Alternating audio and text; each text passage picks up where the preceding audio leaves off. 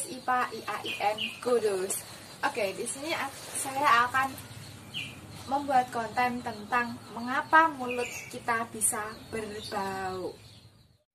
Tanpa kita sadari bahwa sesungguhnya mulut kita itu berbau. Dan yang bisa mengetahui bahwa mulut kita berbau itu adalah orang lain. Kita sendiri itu sulit untuk mengetahui bahwa mulut kita itu bau. Jadi, untuk menghindari mulut kita bau, ada beberapa caranya dan tentunya ada beberapa penyebabnya. Tanpa kita sadari bahwa sesungguhnya mulut kita itu berbau. Dan yang bisa mengetahui bahwa mulut kita berbau itu adalah orang lain. Kita sendiri itu sulit untuk mengetahui bahwa mulut kita itu bau. Jadi, untuk menghindari mulut kita bau, ada beberapa caranya dan tentunya ada beberapa penyebabnya.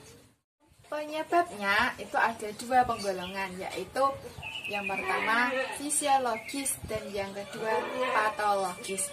Fisiologis itu struktur mulutnya dan atau lidahnya, dan yang kedua itu patologis, sejenis penyakit periodontal. 90% orang yang mulutnya bau itu disebabkan oleh beberapa penyebab. Di antaranya yaitu pertama, kebersihan mulut. Kebersihan mulut itu kita menjaganya atau menyikat giginya itu sehari 2 kali. Dan banyak orang yang melakukan kesalahan dalam penyikatan gigi pada waktunya terutama. Waktu yang baik dalam penyikat gigi itu 3 menit sesudah makan. Karena pada waktu selesai makan pasti ada sisa-sisa makanan yang tersisa di gigi. Dan yang kedua itu sebelum tidur. Penyebab yang kedua yaitu pola makan yang dapat menyebabkan bau mulut. Pada proses penguraian protein oleh bakteri seperti hidrogen sulfida, metilmirsatan, dan kadaver, sehingga pada makanan yang kaya oksigen dapat membuat mulut menjadi berbau. Ketiga, pada lapisan biologis, khususnya pada mikroba mulut yang mengandung jutaan bakteri. Bakteri penyebab bau mulut adalah Solobacterium morei. Rongga mulut berisikan jutaan bakteri anaerob yang mengolah protein dari makanan dan menguraikannya seperti Fusobacterium dan Actinomyces.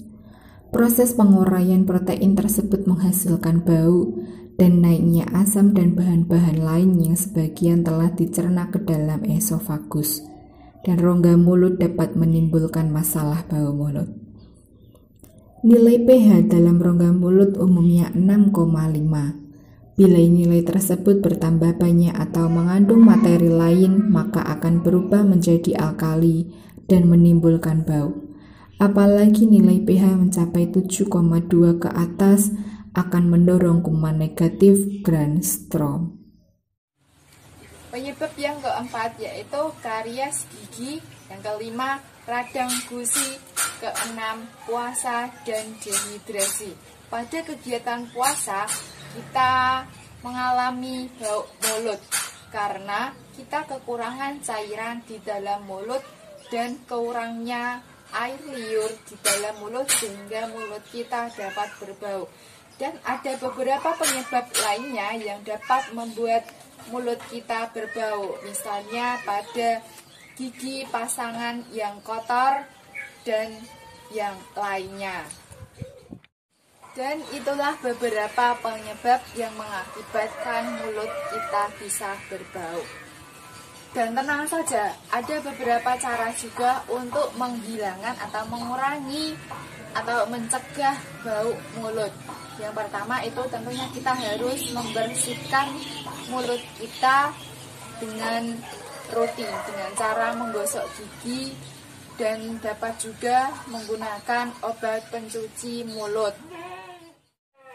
Yang kedua yaitu mengurangi makan makanan yang dapat menyebabkan mulut kita berbau. Misalnya bawang merah, jengkol, dan petai.